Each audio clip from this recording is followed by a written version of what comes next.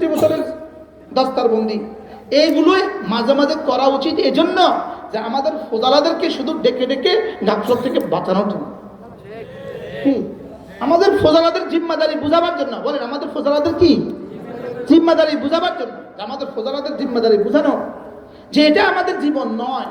দেখো ওয়ালা তুতি মান আগফালনা কলবাহু আন যিকরিনা, ওয়ালা তুতি মান আগফালনা কলবাহু আন যিকরিনা, যার দিলকে আমি জিকির থেকে গাফিল করে দিয়েছি, খবরদার তুমি তার পেছনে কখনো যাবা না, তাকে তুমি নেতা বানাবা না।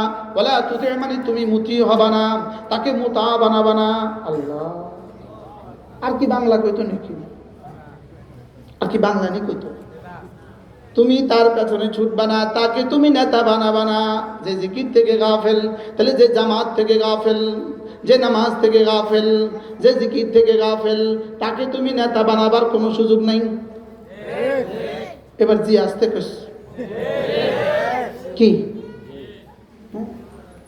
তাহলে কোন মিটিং এ তুমি যাইবা এটাও কিন্তু এখানে আছে। যে মিটিং তোমাকে নামাজ পড়তে বাধা দেয়, যে মিটিং এ গেলে নামাজ পড়া যায় না, এই মিটিং এ তুমি যেও না। জি এবার আসতে, আবার আসতে।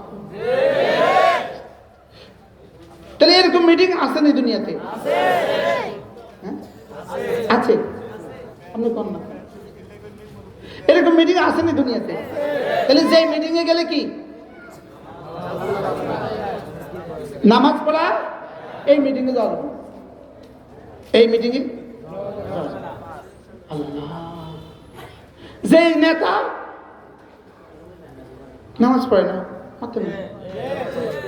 জিকিরের 1 নাম্বার তরজমা, জিকিরের অনেকগুলো তরজমা আছে, জিকিরের 1 নাম্বার তরজমা হলো, জিকিরের 1 নাম্বার তরজমা কোরআন।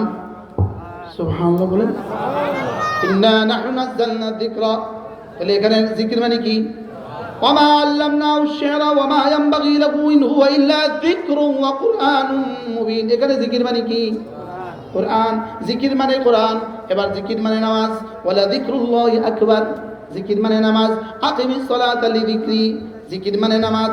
এবার দেখেন জিকির মানে জুমা, জিকির মানে কোরআন, জিকির মানে নামাজ।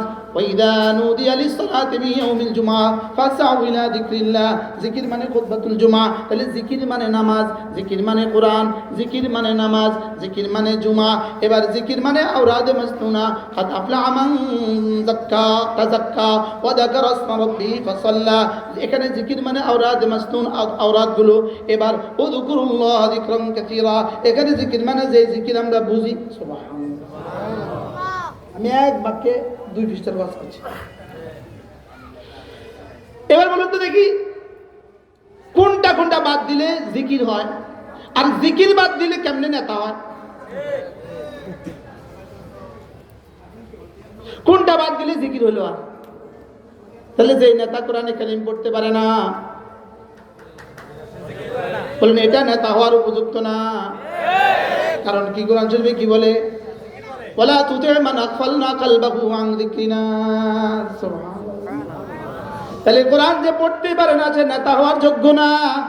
এবার কে কোরআন যে বুঝে না সে নেতা হওয়ার যোগ্য না। বলেন কোরআন যে পড়তে পারে না সে নেতা হওয়ার যোগ্য না।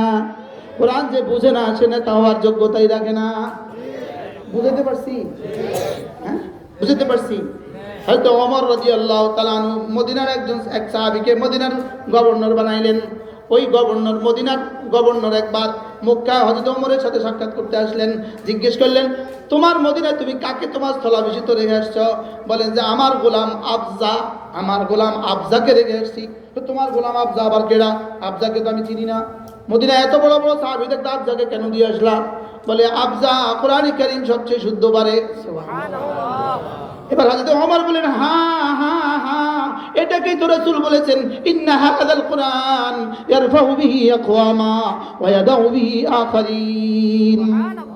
এটাকেই তো হযরত ওমর বলেছেন, এটা কোরআন। কোরআন এক জাতিকে দামি বানায়, আরেক জাতিকে বেদামি বানায়। বলেন কোরআন ছাড়া নেতা হইতেই পারে না।